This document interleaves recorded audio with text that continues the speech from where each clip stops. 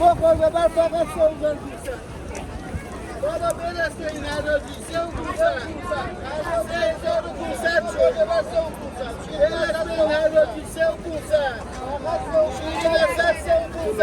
سلام دوست گلم، امیدوارم عالی باشید. بچه در تمام شهرهای ایران روز بازارهایی هستن که از شیر مرغ تا جون آدمیزاد هر چی شما بخوای اینجا میتونی پیدا کنی.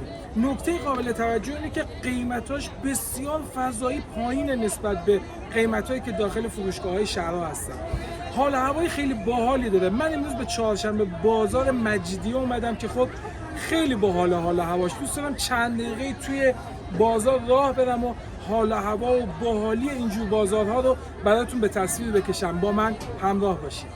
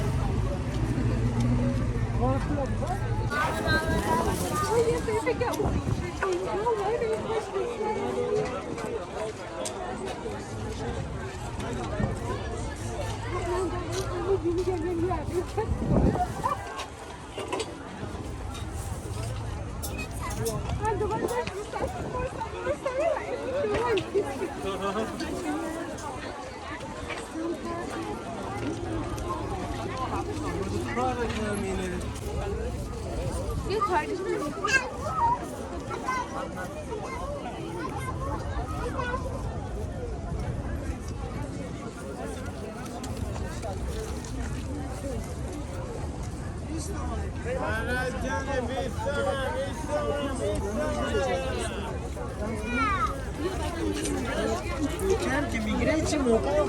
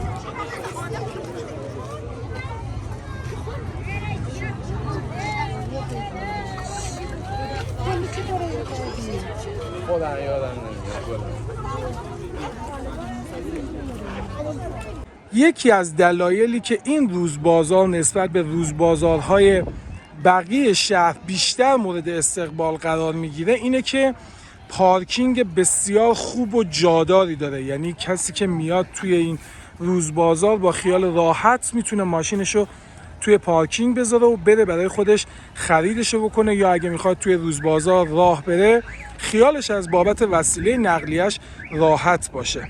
این روز بازار روزهای یک شنبه و چهارشنبه فعالیت داره به صورت روز بازار و جمعه ها هم در این مکان بازار خودرویه و اون بازار هم بسیار دیدنیه که ایشالله در ویدیوهای بعدی براتون اون بازار هم به تصویر میکشم. من در ویدیوی کوتاه حال و هوای باحال و سنتی این روز بازار رو براتون به تصویر کشیدم. امیدوارم که پسندیده باشید. ممنونم که همراه من بودید. خوشحال میشم نظراتتون رو برام کامنت کنید و با لایک کردن از من حمایت کنید. شاد و پیروز باشید. خدا نگهدار.